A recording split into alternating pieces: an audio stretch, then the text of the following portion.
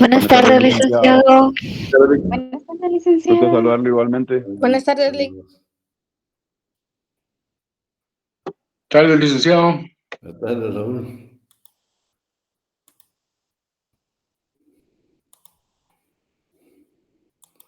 Bueno, vamos a dar inicio.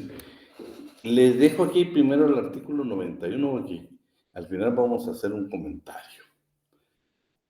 Bueno, vamos a terminar que me recuerdan este artículo número 1. Ahí vamos a ver, dejamos por ahí. ¿Estás por ahí, Marian?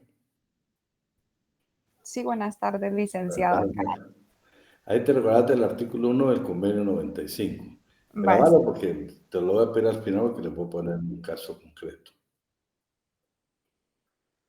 Bueno, entonces hoy vamos a ver, que ya vimos bastante, vamos a ver cuáles son las medidas protectoras del salario. Medidas protectoras del salario. Vamos a comenzar con la igualdad del salario. A trabajo igual desempeñado en puesto, escúchenme, condiciones de eficiencia y antigüedad, nos corresponde el mismo salario. Pero qué interesante, está hablando a igual trabajo desempeñado en puesto, condiciones de eficiencia y antigüedad, nos corresponde el mismo salario.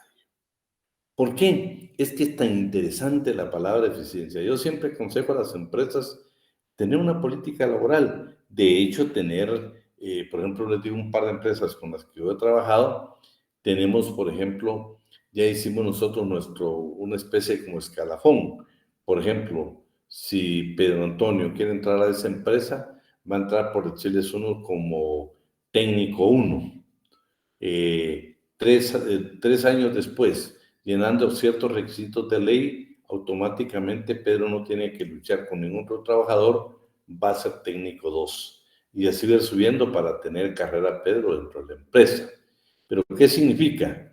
Que llega Joel Jeremías a trabajar en empresa, ya Pedro tiene 12 años de estar en la empresa. Posiblemente Joel haga lo mismo que vaya a hacer Pedro, pero no por eso le va a corresponder el salario que tiene Pedro. ¿Por qué? Porque dice desempeñado en puesto, condiciones de eficiencia y antigüedad. Por eso tan importante en una política laboral establecer precisamente, para mí yo les digo, leí un poquito sobre los países avanzados, especialmente Japón, y ellos lo que tienen es eso.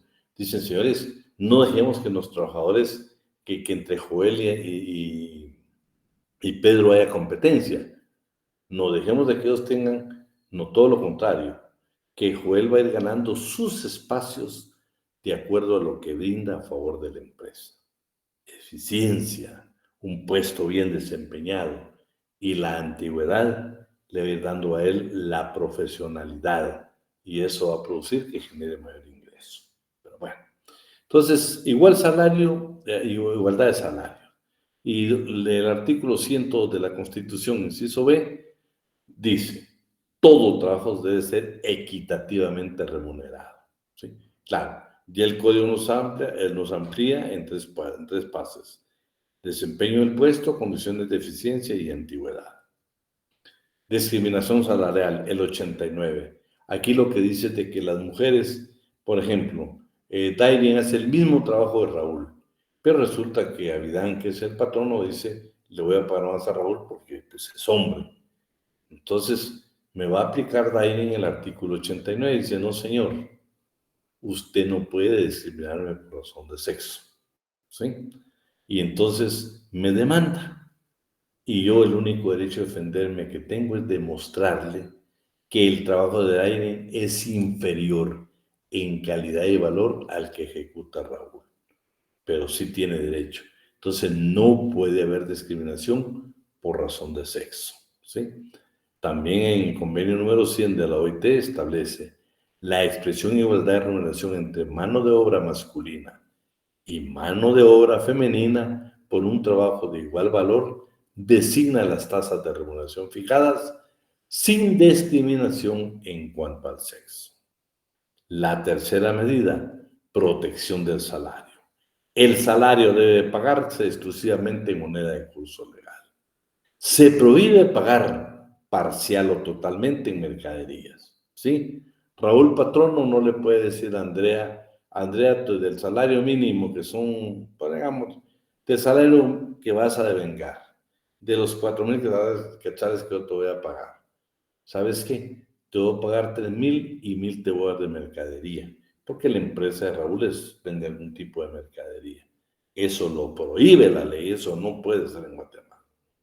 Bueno, pero realmente resulta, ¿sabes qué? ¿Sabes qué, Andrea? No te puedo pagar en este momento porque la empresa no está bien. Te voy a pagar 2,000 y te voy a dar 2 vales para que después los cobres por los 2,000 que te debo. Eso es totalmente prohibido. Los cupones tampoco se permiten, ¿sí?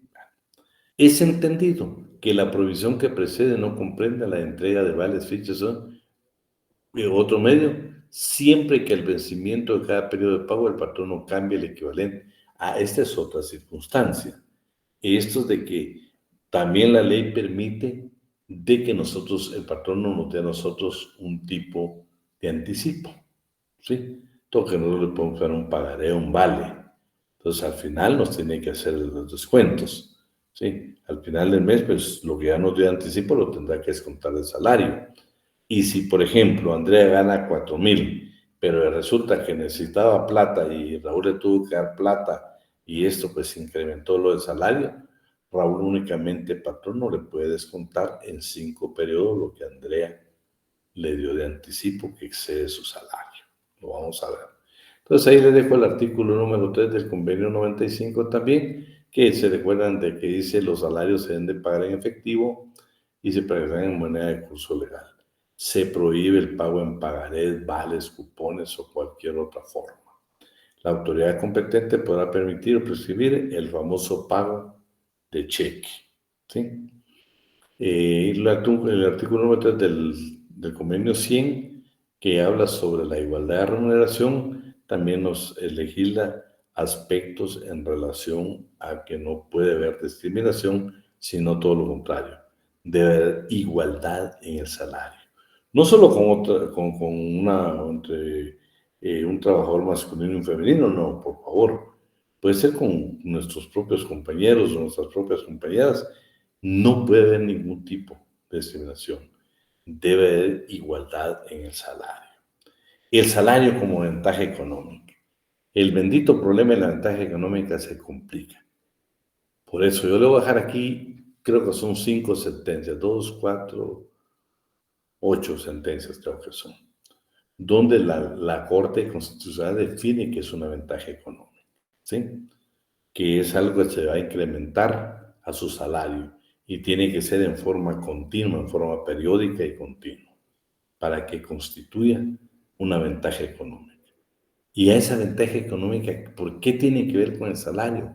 Lo que pasa es que dice que del importe total de los salarios, cuando nos retiremos, tenemos derecho a reclamar un 30%.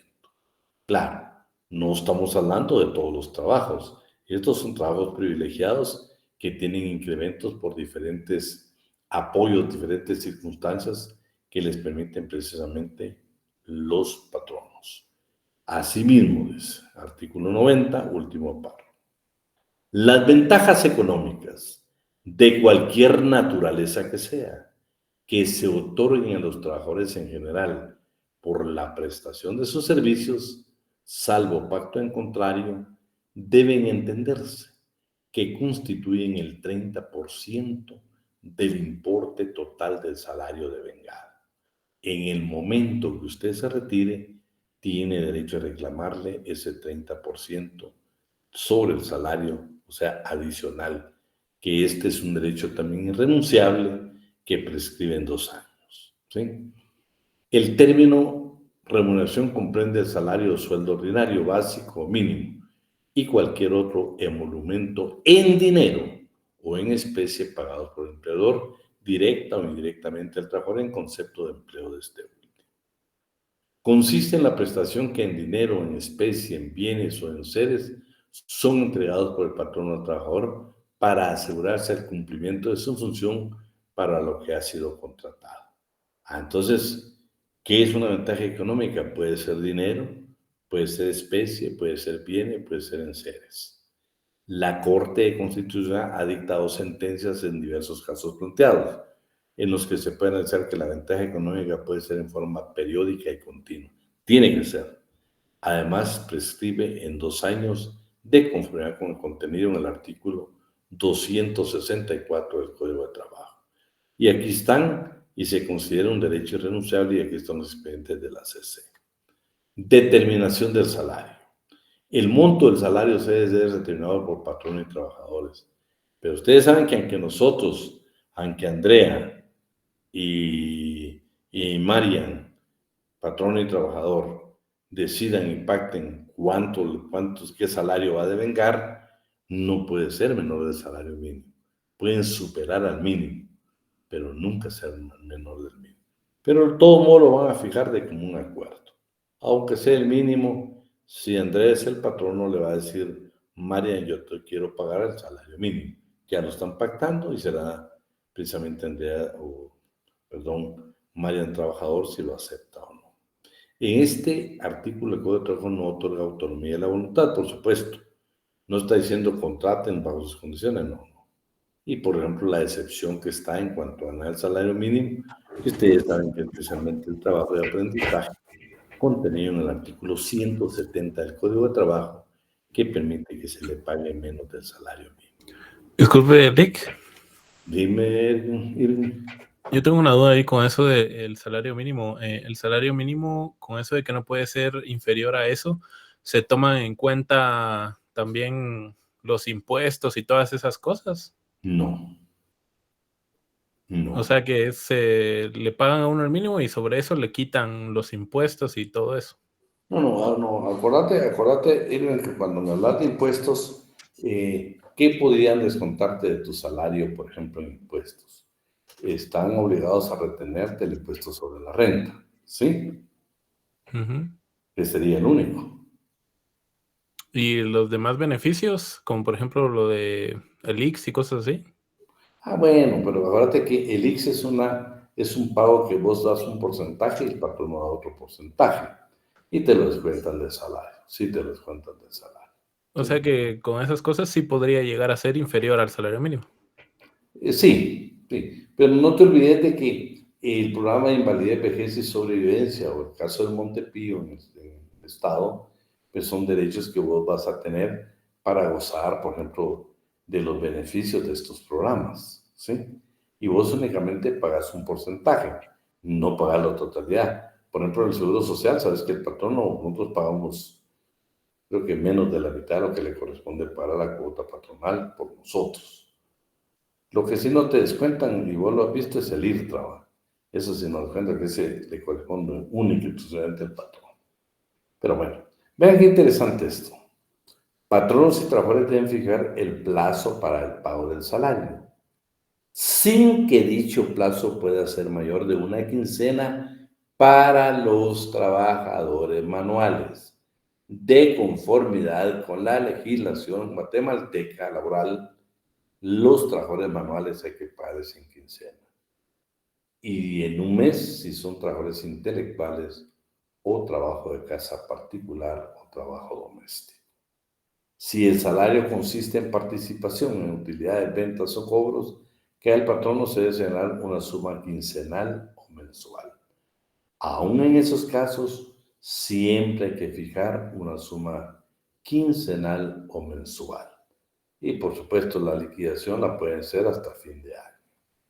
También el convenio 95, artículo 12 de la OIT, regula que, por supuesto, deben hacerse posiblemente, permite la ley que se pueda hacer así por semana, por quincena o por mes.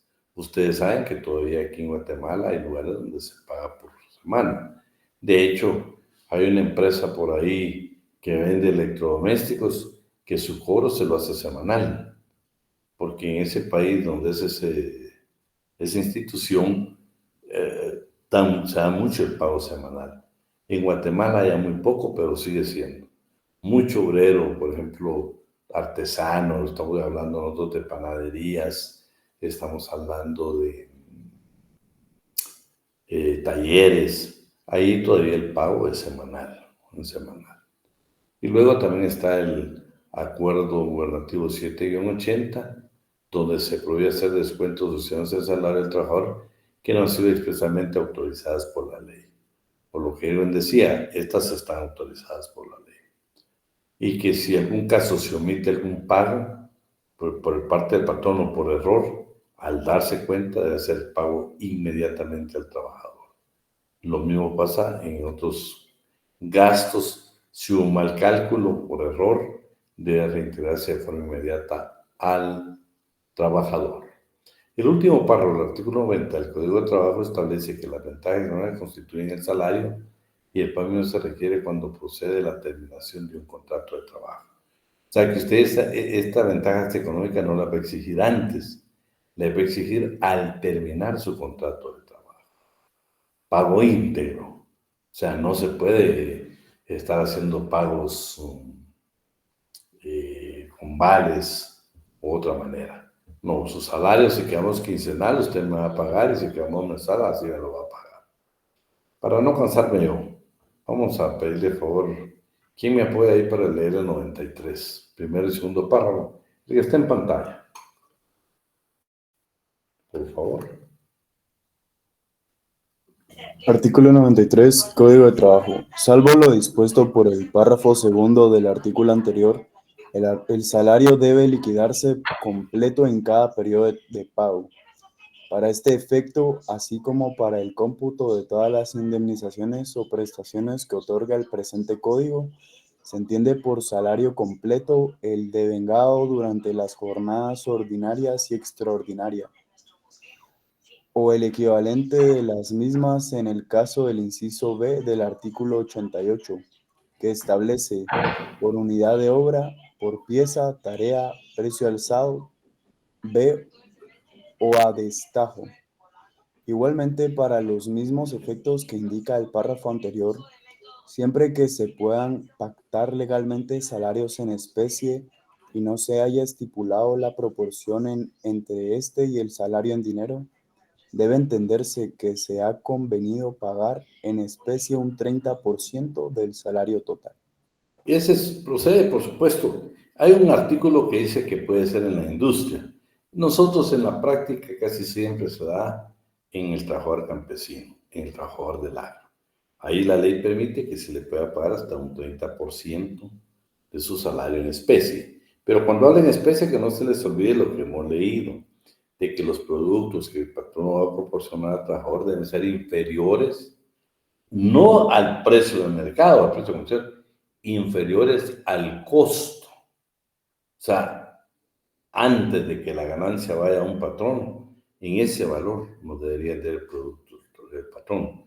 Por eso creo que en la práctica ya no se lleva a cabo, no que porque el patrón lo quiera hacer, porque lo que pasa es que eso sí beneficia al trabajador. Imaginémonos una botella de aceite.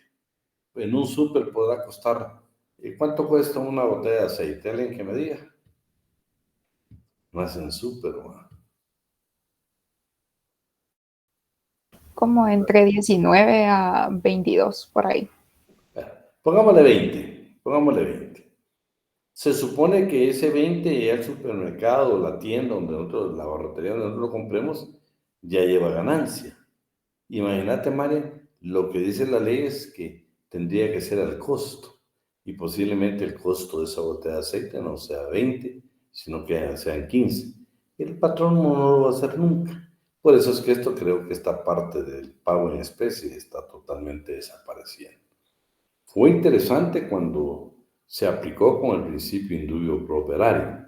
Imagínate qué porcentaje me podría ahorrar en la canasta básica comprando productos al costo. O el patrón lo que me vendiera, pues, es la producción de frijol, de maíz, o productos que son de la finca que van a diera al costo, sería buenísimo. Pero creo que no lo va a hacer. Por eso creo que es una figura que va desapareciendo. Protección del trabajador al percibir el salario.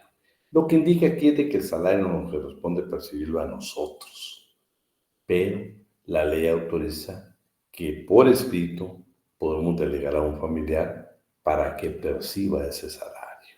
¿Sí? Eso lo puede hacer. Lo dice el artículo 94 y también lo dice el artículo número 5 del convenio 95 de la OIT. Lugar de pago. Fíjense que todo esto de salario es importante. ¿Se recuerdan cuando hablamos de las causales? ¿Sí? Que nosotros los trabajadores nos podemos dar por despedidos por una causa justificada. Era precisamente que el patrón nos pagara, que no nos pagara el salario convenido, que no lo pagara en la fecha establecida, que no lo pagara en el lugar establecido en el contrato. Esos son motivos donde nosotros vamos a ver por despedidos, el famoso despido indirecto. Veamos entonces el lugar de pago. Salvo convenio escrito en contrario, el pago del salario debe hacerse en el propio lugar donde los trabajadores presten sus servicios. Esa es la regla general. ¿Cuál otra regla general existe? Y durante las horas de trabajo. Sin embargo, no sé por qué siempre el legislador agrega la última o inmediatamente después de que éstas concluyan. Yo creo que eso ya está de más. Debería ser únicamente durante las horas de trabajo. Pero aquí ya facultamos al bendito patrono para que ni siquiera media hora nos dé para disfrutar nosotros el pago de nuestro salario, sino que termina la jornada y hay que esperar.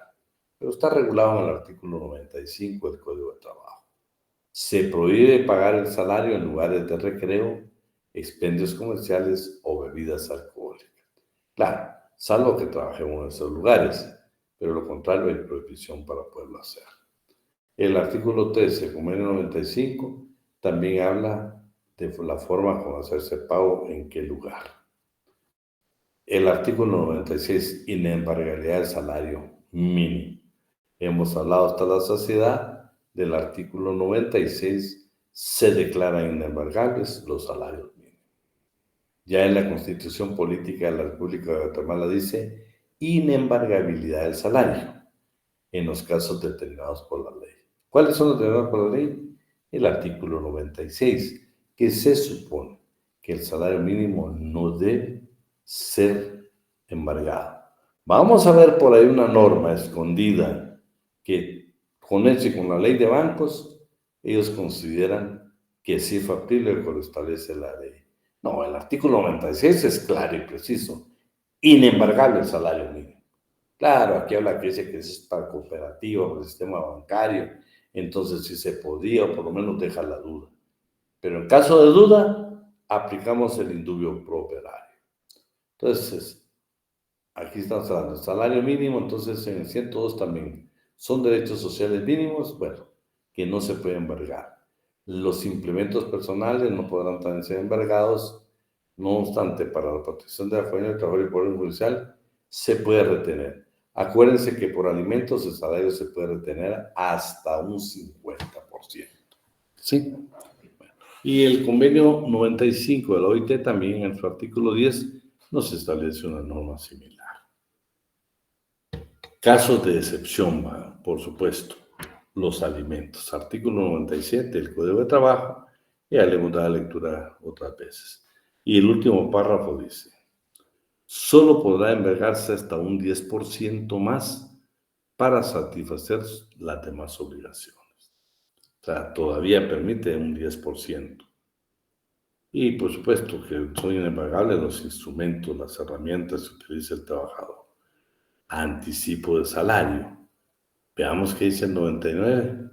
Vamos a ver si está por ahí. ¿Quién nos apoya? ¿Una dama? ¿Una mujer sancarlista? Uy, si no hay. No es viernes. Vamos de hora.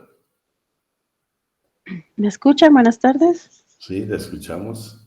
Ok. Anticipos de salario. Artículo 99, Código de Trabajo. Los anticipos que haga el patrono al trabajador por cuenta de salarios en ningún caso deben devengar intereses. Las deudas que el trabajador contraiga con el patrono por este concepto por pagos hechos en exceso o por responsabilidades civiles con motivo del trabajo, se deben amortizar hasta su extinción en un mínimo de 5 periodos de pago, excepto cuando el trabajador voluntariamente pague un plazo más corto. Es entendido que al terminar el contrato, el patrono puede hacer la liquidación definitiva que proceda. En los demás casos, las deudas que el trabajador contraiga con el patrono o con sus asociados, familiares o dependientes durante la vigencia del contrato o con anterioridad a la celebración de este, solo pueden amortizarse o, en su caso, compensarse en la proporción en que sean embargables los respectivos salarios que aquel devengue. Bueno, vean pues, aquí lo que está indicando es que sí se permiten los anticipos. Claro, lo que sí, claro, es que no le pueden deber interés, que pues, primero el patrón no debe banco para pagar intereses. 2, pero pueden haber que nosotros tengamos deudas, que el patrono venga y nos conceda algún tipo de beneficio, nos pueda proporcionar un préstamo, o bien puede ser que nos ha dado en exceso anticipos. Si son esas circunstancias, la ley lo que dice es de que el patrón nos debe descontar en 5 pagos, ¿sí? En 5 pagos, para no afectar por ser de la economía. Y es que esta razón tiene. Imaginémonos que yo gano 5,000 y Raúl es mi patrón y me descuenta los 5,000 y qué voy a comer yo ese mes con mi familia.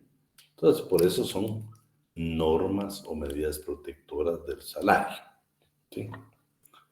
En el artículo 8 del convenio 95 de la OIT también habla pues, que todos esos descuentos se deben de hacer de acuerdo a la legislación nacional de los países que lo han contratado. A favor de la familia. Ya hablamos de que el patrono puede precisamente permitir este tipo de pagos, este tipo de cuando va a vengar su salario, o lo percibe él o lo puede percibir un familiar. Además, ya hablamos que por alimentos aún el salario mínimo es embargable hasta un 50%. En el artículo número 100 del Código de Trabajo dice, los salarios que no excedan de 100 quetzales, ese es el problema de ustedes. Pero este es el que, sí, vean, este es el artículo que muchas veces las tarjetas de crédito, amparadas con la ley de banco, no la quieren aplicar. Pero, ¿qué pasa en caso de duda? ¿Qué dice el artículo 106 de la Constitución Política de la República de Guatemala? En caso de duda de la aplicación de una norma, ¿cuál vamos a aplicar? La que más favorece al trabajador. ¿Y cuál favorece más al trabajador? El 96, que dice que el salario mínimo es embargable. Sin embargo, vean lo que dice esta norma. Los créditos por salarios no pagados, o no permitan, 100 en el anterior, los salarios que no excedan de 100 quetzales al mes no pueden cederse, venderse, compensarse ni gravarse a favor de persona distinta de la esposa o concubina y familiares del trabajador que vivan y dependan económicamente de él, sino en la proporción que les sean embargables. Pero vean esta parte. Queda a salvo las operaciones legales que se hagan con cooperativas o con instituciones de crédito que operen con autorización otorgada de acuerdo a la ley. Yo aquí no le puedo aplicar. Usted de patrono va a querer aplicar el 100, pero indubio pro operario dice que no, tenemos que aplicar el artículo 96. ¿Sí? Artículo 101, protección del salario y privilegios. Fíjense que yo siempre he dicho que el salario tiene carácter alimenticio y vivace legarse del artículo 101 del Código de Trabajo. Los créditos por salarios no pagados o las indemnizaciones en dinero a que los trabajadores tengan derecho en concepto de terminación de sus contratos de trabajo gozan en virtud de su carácter alimenticio de los privilegios siguientes, una vez que unos u otros hayan sido reconocidos en los tribunales de trabajo y previsión social. Sí, pueden ser cobrados por la vía judicial, artículo 427 de este Código de Trabajo. Tienen carácter de crédito de primera clase. Para los efectos de inciso, el juez habla de los concursos y todo lo demás.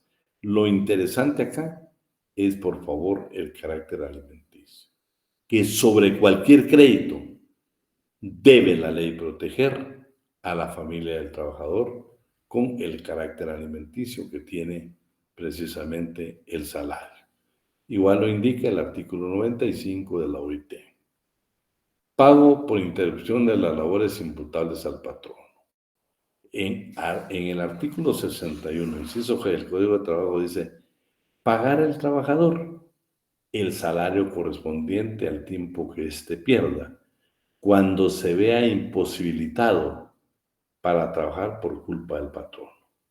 Cuando son hechos imputables al patrono, cuando se interrumpe, cuando se suspende un contrato de trabajo por falta de materia prima o por otros hechos imputables al patrono, debe de pagarnos el salario íntegro. Claro, nosotros los trabajadores sabemos que no podemos cobrar tiempo extraordinario. ¿En qué casos? En caso de siniestro, riesgo de los intereses de la empresa, patrono, familiares, jefe, administradores y personas que estén en el local. Nosotros tenemos de quedarnos y vamos a cobrar tiempo extraordinario. Si cometimos errores en nuestro trabajo, nos quedamos trabajando y todo ese tiempo, pues tampoco vamos a pedir tiempo extraordinario. Y en los casos de calamidad, que podemos pedir únicamente el salario ordinario, pero no el extraordinario. Salarios no debe encontrarse el concepto de multa.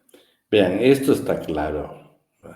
Todavía sigo pensando, y precisamente me enteré ayer, que sí, el famoso problema del séptimo. Usted falta un día en la semana y le quieren descontar el séptimo. Y lo tienen aún instituciones del Estado. Pero cuando hay reglamento interior de trabajo debe hablar bien clara la norma. Le voy a volver a preguntar esto que no sé si en la verdad entre ustedes venía. Se prohíbe descontar suma alguna de salario de los trabajadores en concepto de multa. La suspensión del trabajo sin goce de salario no debe decretarse por más de 8 días. Nadie, yo no sé de dónde alguien sacó que a mí el patrón no me puede suspender sin goce de salario por 30 días. Eso nunca ha existido. La ley no permite más de 8 días. Y vean, con el debido proceso, o sea, escuchando a la parte, a los compañeros, o sea, el derecho de defensa se dio.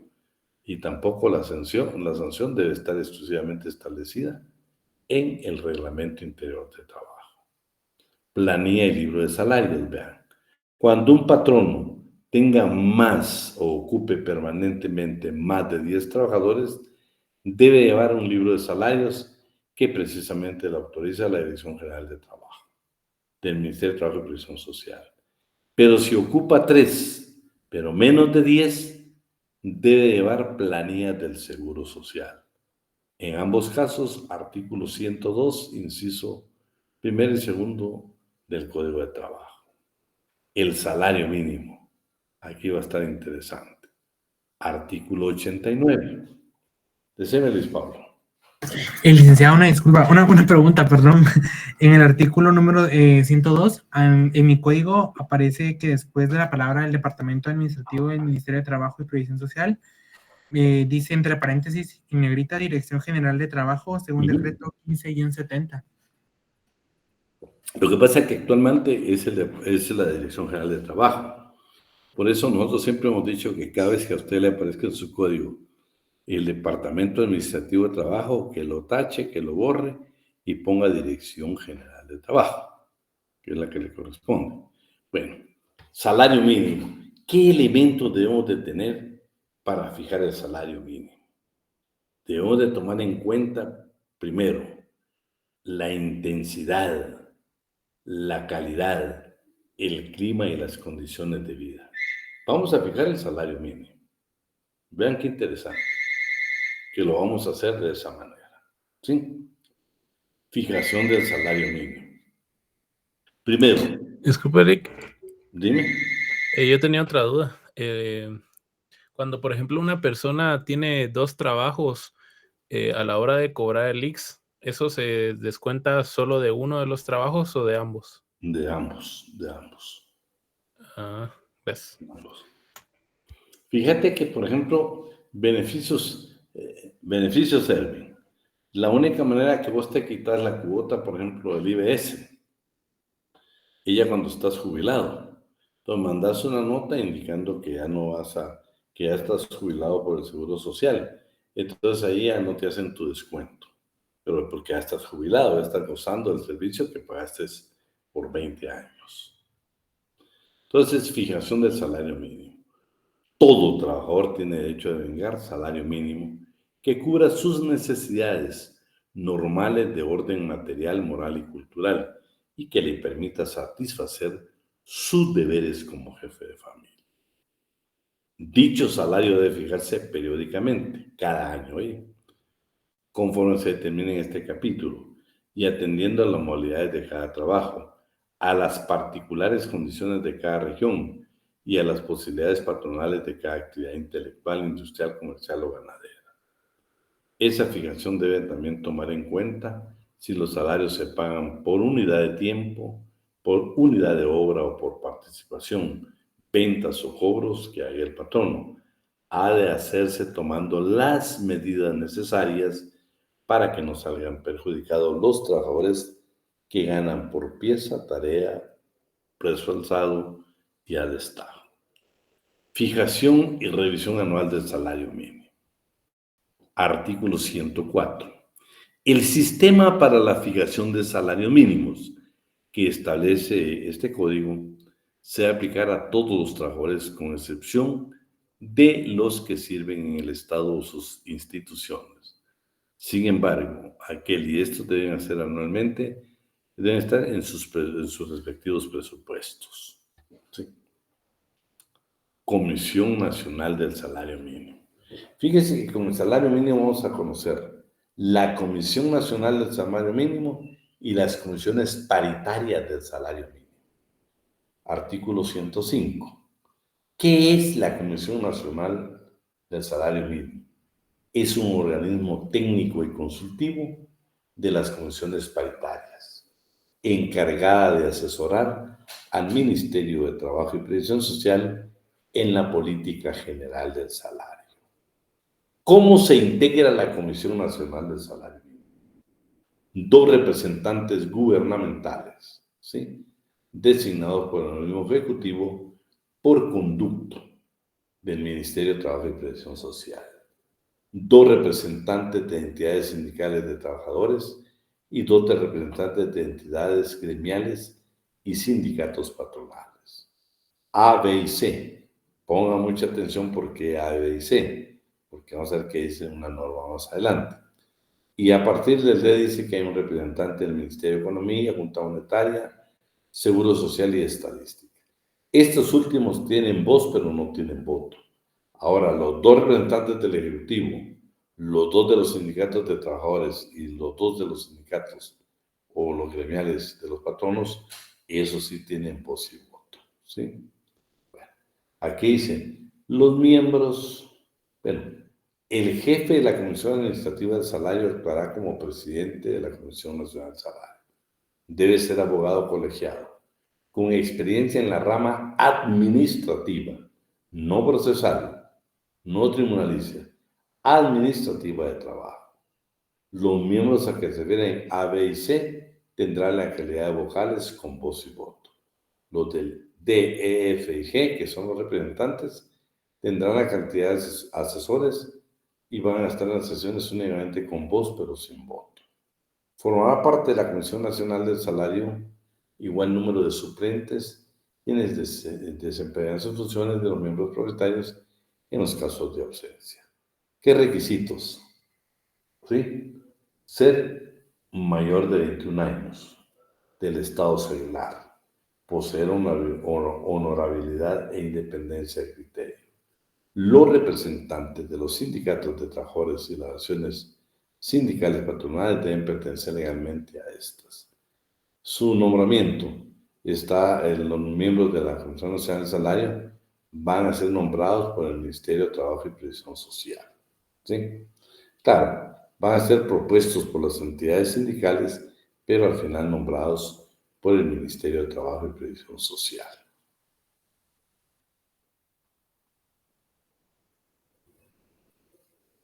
Aquí vamos. Solo quisiera que alguien me buscara el artículo número, déjenme ver. Sí, el artículo 106. Bueno, entonces ahora ya estamos con la Comisión Paritaria del Salario Mínimo. Estas son las que establecieron en Guatemala actualmente que hubieran dos salarios mínimos o salarios diferenciados. Uno para el departamento de Guatemala y el otro para los diferentes departamentos de la República. Esta Comisión Paritaria del Salario Mínimo es prácticamente la comisión que hace nacer toda la discusión sobre el salario mínimo. Aquí hay 5 representantes, 2 de los patronos, 2 de los trabajadores y un inspector general de trabajo, que es exactamente quien va a presidir la Comisión Paritaria del Salario Mínimo.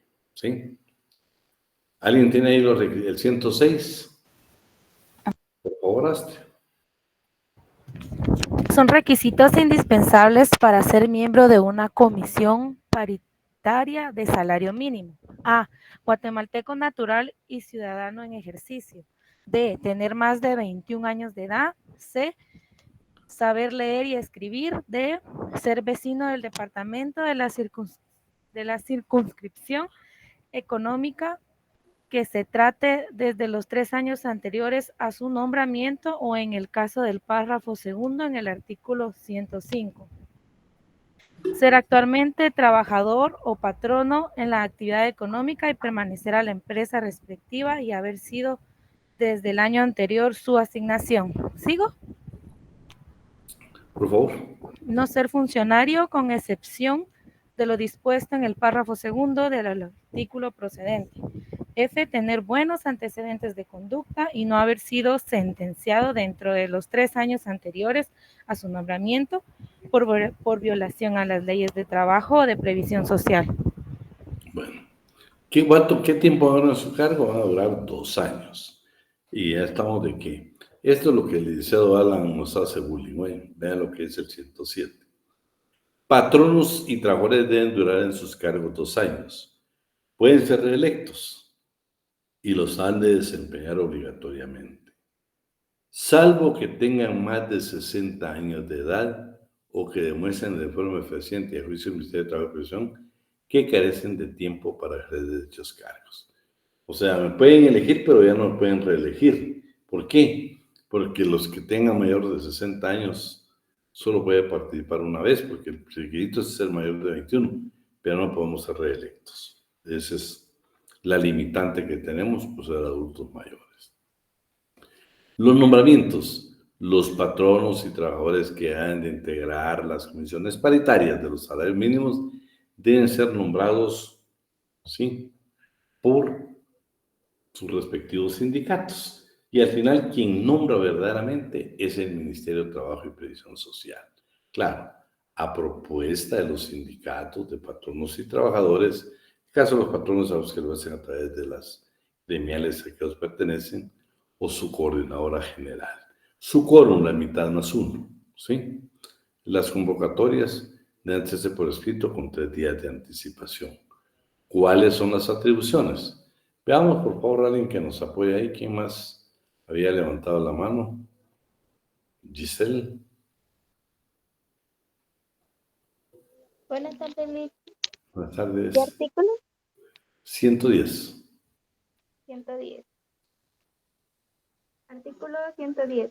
Son atribuciones de las comisiones paritarias de salarios mínimos. Inciso A. Precisar en forma razonada los salarios mínimos que cada una de ellas recomienda para su jurisdicción el memorial que debe ser dirigido a la Comisión Nacional del Salario. Dicho informe debe ir suscrito por todos los miembros de la comisión, aunque alguno o algunos de estos salvaren su voto. En este último caso, el memorial debe ir acompañado de los respectivos votos razonados. Inciso B. Velar porque los acuerdos que fijen el salario mínimo de sus correspondientes jurisdicciones sean efectivamente acatados y denunciar las violaciones que se cometan ante las autoridades de trabajo. Y inciso C. Conocer a toda solicitud de revisión que se formule durante la vigencia del acuerdo que fije el salario mínimo, siempre que venga suscrita por lo menos de 10 patronos o de 25 trabajadores de la misma actividad industrial, agrícola, ganadera o comercial, para que se pida dicha modificación. Si el número de patronos no llega a 10, la solicitud debe ir suscrita por todos los que ya haya. Bueno, esas serían las atribuciones. No sé si algo interesante de estas comisiones paritarias del salario mínimo es de que son únicamente representantes de patronos y trabajadores, pero deben de estar sindicalizados. ¿Saben? Ese es un requisito esencial. En caso de, ya hablamos del sector empresarial, a través de sus cámaras o a través del famoso CACIP, que es una coordinadora general que ellos tienen. Datos estadísticos. Fíjense que para fijar un salario mínimo es importante tener datos estadísticos. Y vean qué se requiere acá. Las comisiones paritarias de salario mínimo deben de tomar en cuenta. No sé si observaron, esta comisión del salario mínimo que es entregada por patronos, trabajadores y un inspector son los que prácticamente tratan de fijar el salario mínimo. Claro, lo trasladan ya a la Comisión Nacional del Salario. Y, por supuesto, se recaban dictámenes, se recaban otros tipos de acuerdos. Pero esta comisión paritaria es la que verdaderamente hace el estudio. Sí, hace el estudio. Dice, deben tomar en cuenta, para mejor llenar su cometido, las encuestas sobre el costo de la vida que levante la Dirección General de Estadística, sobre el precio de vivienda, del vestido y demás sustancias alimenticias de primera necesidad que consuman los trabajadores. ¿Sí? Deben encontrar también eso en su jurisdicción. Actualmente, como tenemos del Departamento de Guatemala y los otros, se tuvo que haber hecho estudio de esa forma. ¿Sí? Vean, las facilidades que los patronos proporcionan a los trabajadores en lo relativo a la habitación, tierra para cultivo, leña y demás prestaciones que disminuyan el costo de la vida de este. Igualmente, las comisiones pueden requerir de cualquier entidad o institución pública la ayuda o los informes que necesiten. Dictamen que rinde la Comisión del Salario Mínimo. Por favor, ¿quién nos apoya aquí? Si quieres, se lo leo yo, Lick. Por favor. 112. Artículo 112. La Comisión Nacional del Salario, una vez que reciba los informes de todas las comisiones, debe rendir al Ministerio de Trabajo y Previsión Social el dictamen razonado que corresponda, dentro de los 15 días siguientes al recibo de dicho informe, en el que debe armonizar los salarios mínimos por actividad y circunscripciones económicas en todo el país hasta donde sea posible. Copias de este dictamen deberán ser enviadas al mismo tiempo a la Junta Monetaria del Banco de Guatemala y al Instituto Guatemalteco de Seguridad Social para que ambas instituciones remitan al Ministerio de Trabajo y Previsión Social las observaciones escritas que estimen pertinentes formular en cuanto a la fijación proyectada pueda afectar sus respectivos campos de actividades. Tanto el Banco de Guatemala como el Instituto deben remitir sus observaciones dentro de un plazo no mayor de 30 días. La omisión de este requisito dentro del plazo señalado no impide al Ministerio resolver lo procedente. Si se dan cuenta, también deben de escucharse o tenerse en cuenta los dictámenes de estas dos entidades. Estamos tratando de fijar el salario mínimo.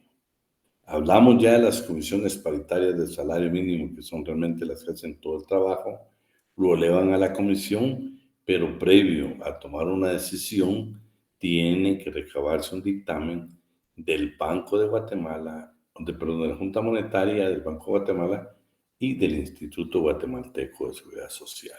Claro, si no emiten, de todos modos se va a fijar el salario. ¿Quién fija el salario mínimo? Miramos qué dice el artículo 113 del Código de Trabajo. El organismo ejecutivo, con vista de los mencionados informes y dictámenes, debe fijar anualmente mediante acuerdos emanados por conducto del Ministerio de Trabajo y Previsión Social, los salarios mínimos que han de regir para cada actividad, empresa o circunscripción económica. En las consideraciones de los referidos acuerdos deben consignarse las razones en que descanse la fijación de salarios mínimos. ¿Quién entonces lo decide? El Ejecutivo. ¿Cada cuánto? Cada año. O sea, todos los años tiene que fijarse el salario mínimo en Guatemala. Actualmente, pues, vamos a ver, fíjense que antes, bueno, vamos a ver más adelante. Antes teníamos una tabla donde comenzaba a fijarse por hora. Ahora vamos a ver que la tabla que publica precisamente el Ministerio de Trabajo habla por día. Antes hablaba por hora, que era tanto por hora, no, ahora habla por día y bueno, ahí se va lo demás, o por mes. Pero lo interesante es por día. ¿Por qué yo les digo que hubiera sido bueno que en la tabla que ellos publican dejaran por hora? Porque actualmente en Guatemala ya entró en vigencia el convenio 175 de la Organización Internacional del Trabajo, que es el tiempo parcial. Entonces, para que nos permitan establecer cuánto le corresponde al trabajador ganar por hora. Bueno, claro, ahora hay que deducirlo, pero anteriormente estaba por hora, ahora principia la tabla por día. Artículo 114. Vamos a ver quién nos apoya ahí. ¿Alguien más que nos apoye? Uy, sí que estamos. Vamos hablando. Sí, licenciado. Artículo 114. En el caso del inciso C del artículo 110 de este código, se deben observar los mismos trámites anteriores, pero las comisiones deben elevar sus informes a la Comisión Nacional del Salario dentro de los 30 días siguientes a la presentación de la solicitud que les dio origen, y dicha comisión debe presentar su dictamen razonado al Ministerio de Trabajo y Previsión Social, con copias para la Junta Monetaria del Banco de Guatemala y el Instituto Guatemalteco de Seguridad Social, dentro de los 15 días posteriores a aquel en que haya recibido los mencionados informes. El Instituto y el Banco deben remitir al Ministerio sus observaciones dentro de un plazo también de 15 días. La omisión de este requisito dentro del plazo señalado no impide al Ministerio resolver lo procedente. El Ministerio debe dictar el acuerdo que proceda a la denegatoria que corresponda. Cualquier modificación y derogatoria que se haga debe entrar a regir 10 días después de la promulgación de dicho acuerdo y durante el resto del periodo legal. Toda solicitud de revisión debe fundarse en hechos y datos fehacientes y acompañarse de los estudios, y pruebas que correspondan. No debe admitirse ninguna solicitud de revisión que se presente después de los 4 primeros meses de vigencia del acuerdo que fijó los salarios mínimos para el año de que se trate. Bueno, fíjense que lo interesante, no sé si han observado ustedes qué ha pasado en Guatemala, que por los años a veces se elige el mismo salario mínimo. El Ejecutivo ejerce el mismo salario mínimo, no fija, y la ley dice que continúe el anterior. Y ha sido un poco delicado. Yo les digo, yo no voy de acuerdo con el diferenciado, para no hacer énfasis en que tenemos clases sociales o tenemos dos clases de trabajadores, ¿verdad? Los del área urbana y los del área rural. No, creo que no. Salario. Sin embargo, en la disposición esta del año pasado, donde se establecen dos salarios ya mínimos, lo interesante acá fue lo siguiente, que ambos superaron el salario mínimo el año anterior. Eso creo que fue lo único positivo. Pero ya se van a dar cuenta que cuando hacemos lectura a los cuadros, uno mismo ve un poco ahí la discriminación dependiendo de la clase de trabajo y si es dentro del departamento de Guatemala o los demás departamentos. Artículo 115. Fíjense, pues, todos tenemos la duda. Bueno, si hay nuevo salario mínimo, pero yo, cuando entré a la empresa, el salario mínimo era 1,500 quetzales y nunca hemos modificado el contrato de trabajo. ¿Será que estoy perdiendo mis derechos? No. El artículo 115 habla bien clarito que automáticamente es modificado el contrato de trabajo. Vean lo que dice. La fijación del salario mínimo modifica automáticamente los contratos de trabajo en que se ha estipulado uno inferior y no implica renuncia del trabajador ni abandono del patrono. de convenios preexistentes más favorables al primero. Cuando los salarios mínimos se fijen por medio de un pacto colectivo de condiciones de trabajo, las comisiones y el ministerio deben de abstenerse de hacerlo en la empresa, zona o actividad económica que abarque aquel. Ahora sí estamos ya con el Acuerdo Gubernativo 307-2023, salarios mínimos para las actividades agrícolas por circunscripción en la República de Guatemala. Fue en base legal que se tomó, no fue un abuso, ¿sí? Y dice, de acuerdo, que el Acuerdo Gubernativo número 285-2021 determinó las circunscripciones económicas y creó comisiones paritarias del salario mínimo por cada una de ellas y actividad económica, siendo estas las comisiones paritarias para actividad agrícola, no agrícola, exportadora y de maquila.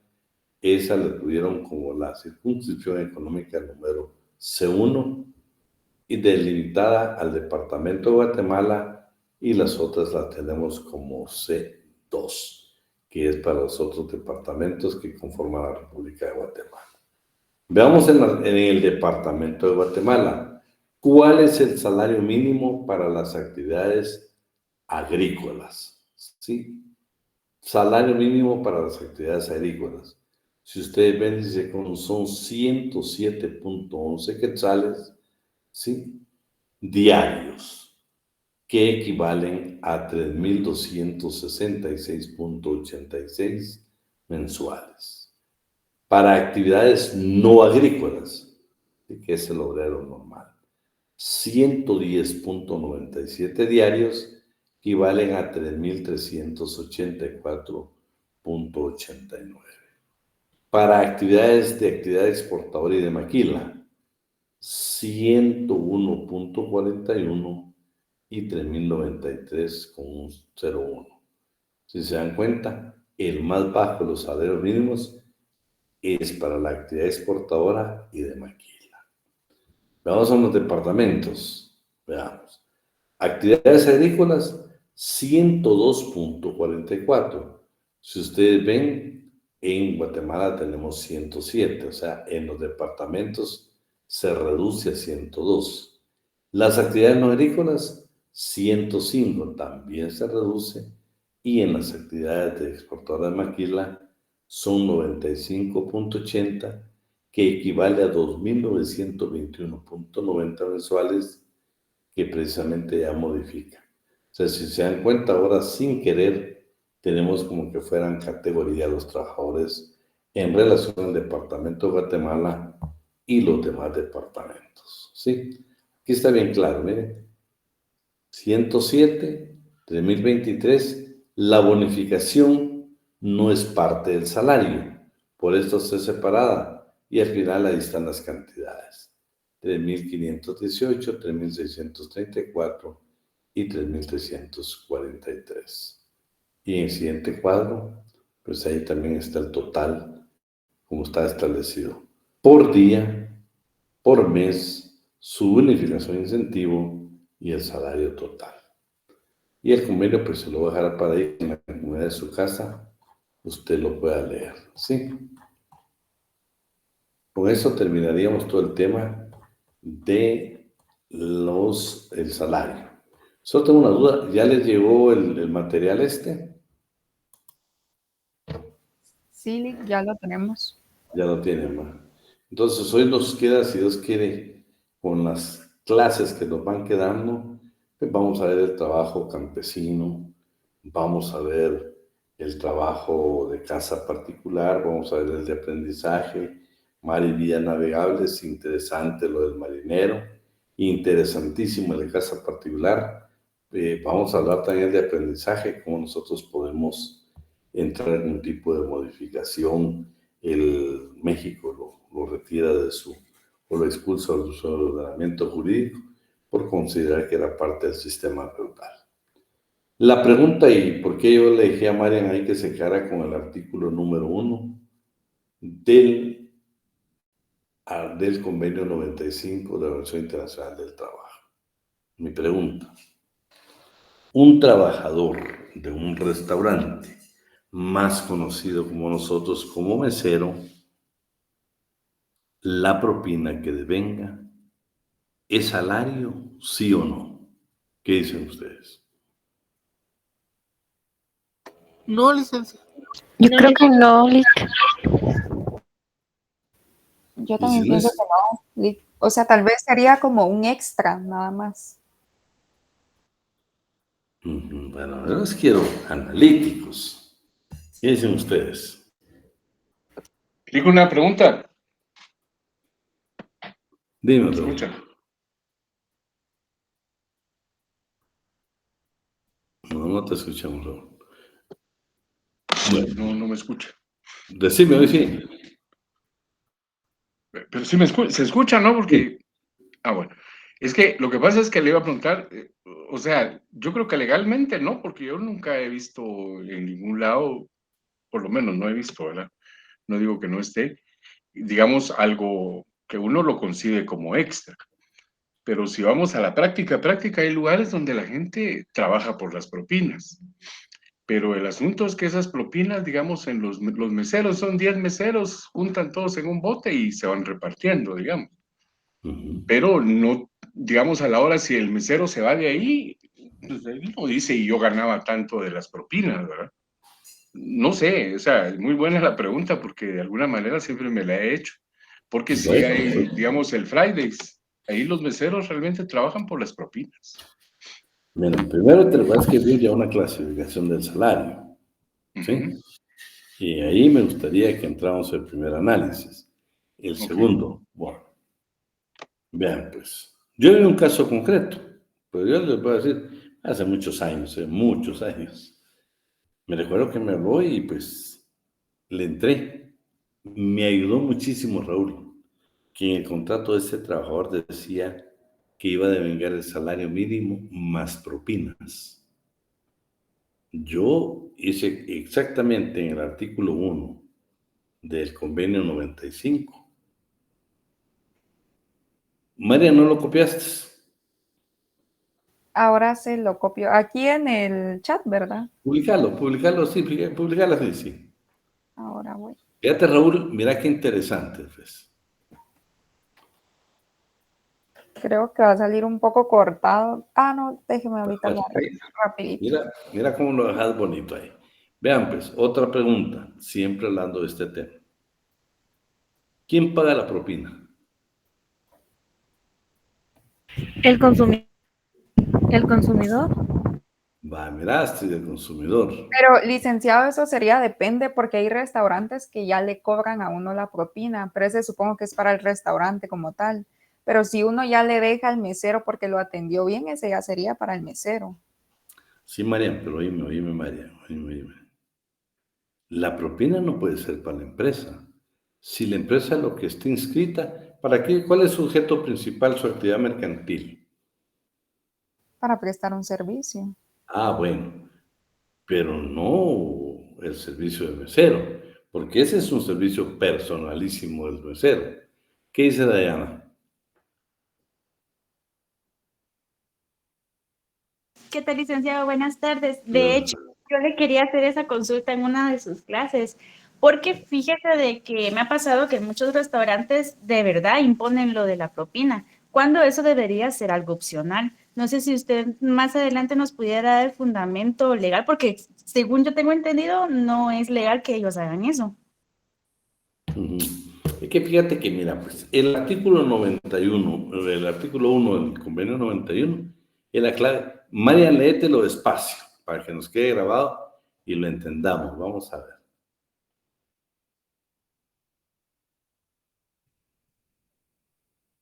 El del Código de Trabajo. No. El 1 del 95. El 1. Es que dijo 91. No, Dice artículo 1, convenio 95 de la Organización Internacional del Trabajo. Salario significa la remuneración o ganancia, sea cual fuere su denominación o método de cálculo. Ahí quédate.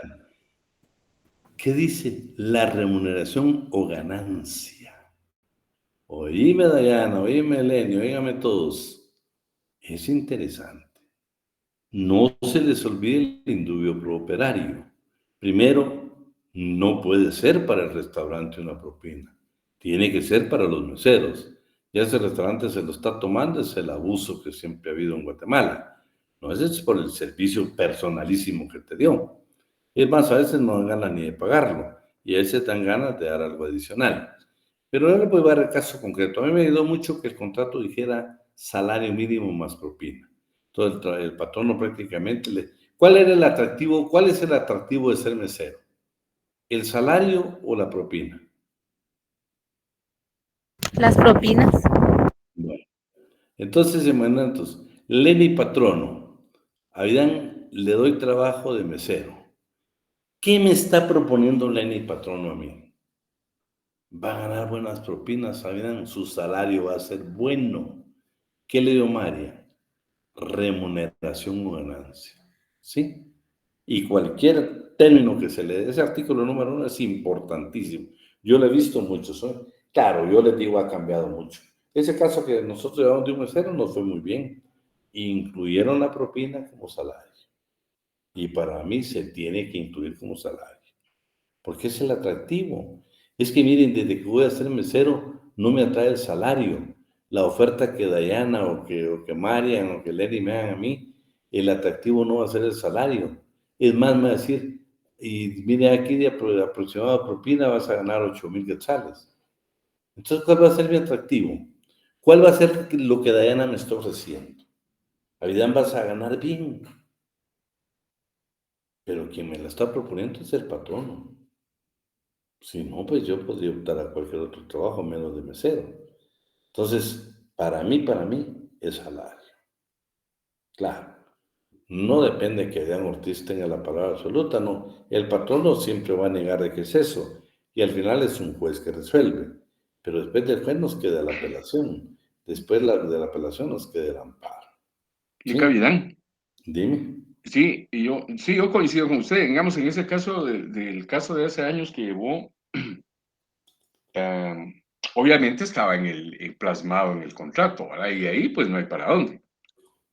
Pero para efectos de examen, una pregunta de tal naturaleza, ¿qué debería contestar yo, licenciado?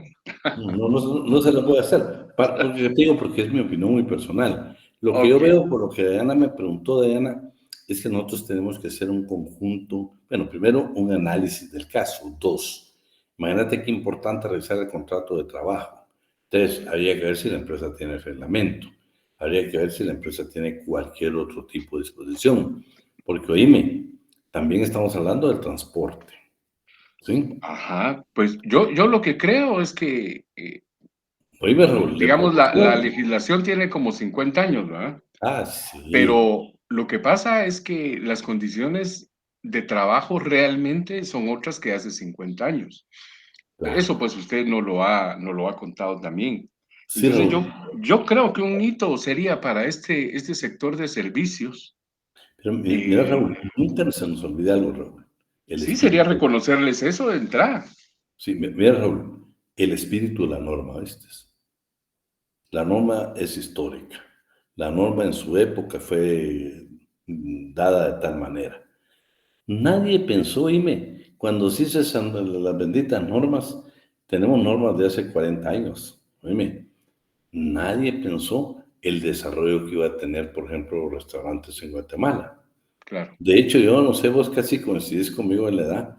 Raúl, yo no sé si un cachito, yo todavía ando en los finales de los 50. El otro año ya entro en el sexenio. Todavía sos más joven, pero mira, pues, Raúl, Patojón. En la época mía, se los juro, jóvenes, Campero era lo máximo. Campero era el restaurante que uno daba a llegar. Más allá era imposible, ¿va? Pero también eran pocos, no crean que en Guatemala había cualquier gado como ahora, ¿va? No. Que por cierto, Campero, como hasta el día de hoy, nunca hay tiempo, nunca hay espacio. ¿Va? Solo voy a dejar a Lenny para poder terminar y vamos a seguir hablando. Nos vamos a tomar un poquito de tema. Fíjate que he estado buscando ese bendito expediente que vive hace muchos años. No era ahora como está todo electrónico. Pero te vamos a dejar a Marian ahí un trabajo. Marian, te vas a tener que meter a la CC. Yo he visto casos donde no toman en cuenta la propina, ¿viste? y he visto casos donde la toma en cuenta. Depende del planteamiento como nosotros lo hagamos. Lenny. Sí, licenciado, gracias. Con ese tema de las propinas, a mí la verdad es que siempre me ha dado duda y pues es bien interesante porque no hay nada claro, ¿verdad? Exacto. Es puramente opinión personal y en mi caso, yo personalmente lo que creo de las propinas es que es una pantalla, una excusa para que el patrón no explote a los trabajadores, a los meseros, con eso de que es salario base, el salario mínimo, y todo lo demás en propinas ya depende de tu desempeño en el trabajo, ¿verdad? Pero eso se lo carga a los consumidores. Y como dice la compañera, no hay una norma que diga que la propina es obligatoria y los restaurantes abusivos lo imponen al consumidor, ¿verdad? Y ahí sí que es más fuerte la costumbre, ¿verdad? Porque vamos a un buen restaurante y la costumbre, ¿verdad? Porque no es norma, es que de cajón 10% obligatorio de propina, ¿verdad? Y a mí me ha tocado en ocasiones ir a restaurantes de este tipo y me dan un servicio tan pésimo y yo no pago la propina. Y créame que muchas veces ha venido el anfitrión, gerente, como le quieras decir, con una actitud bien pesada a reclamarme que por qué no quiero pagar la propina. Y siempre digo que aparte del servicio tan nefasto que me dieron, le pido que me traiga la ley en donde esté escrito, donde dice que la propina es obligatoria y si estoy faltando a esa norma, pues que traiga la policía y me lleve, ¿verdad? Pero como es puramente costumbre, como dice la compañera, ¿verdad? ¿Dónde está la ley? Pues no hay una ley donde diga la propina es obligatoria, ¿verdad? Eso es a discreción del cliente, si la quiere pagar y qué cantidad me nace a mí dársela a los meseros. Y como dice el compañero Raúl, pues qué bueno que fuera personalísimo, ¿verdad? Pero meten todas las propinas en un fondo común y se las reparten entre todos, ¿verdad? Entonces ahí sí que a veces justos pagan por pecadores, solamente que sea un buen servicio y sé que lo que yo voy a dejar es para el mesero que me atendió, pues en esos casos sí pago la propina, pero incluso con respecto a que el restaurante se queda la propina, yo lo he visto porque en el momento de facturar, facturan la propina, cosa que no debería de ser porque es para el mesero, ¿verdad? Creo que es que fíjate que no te la pueden facturar porque primero el objeto, la actividad mercantil, el objeto que tiene esta empresa no es recaudar propinas, no lo dicen. Sí, licenciado, yo estoy totalmente de acuerdo con usted, pero le juro que cuando en el voucher de las tarjetas, en las facturas, me viene detallado como el servicio y es la propina, ¿verdad? O sea, sí la detallan y eso pues ingresa a las cajas del restaurante, ¿verdad? Ya queda en ellos pasárselo a sus trabajadores. Bueno, miren, pues jóvenes, el tema está interesante. Orozco te voy a dejar para el otro día de clase. Vamos a comenzar hablando precisamente de la propina hoy, se los prometo. Y vamos a ver si yo logro encontrar ese expediente para que lo discutamos. Pero por hoy vamos a dejar ahí el tema. Nos quedan creo que 4 o 5 clases, por favor, quiero tenerlos aquí conectados. Vienen temas muy bonitos todavía. La especialidad de los trabajos extrusivos que nos quedan, muy interesantes cada uno de ellos. Así es que si Dios quiere nos vemos el día viernes. Por este medio, hasta la siguiente semana nos toca presencial, pero el día viernes pues queremos ya comenzar con el otro tema. Un fuerte abrazo, si Dios quiere nos vemos el día viernes. Feliz tarde, Lick. Muchas gracias. Feliz tarde, licenciado.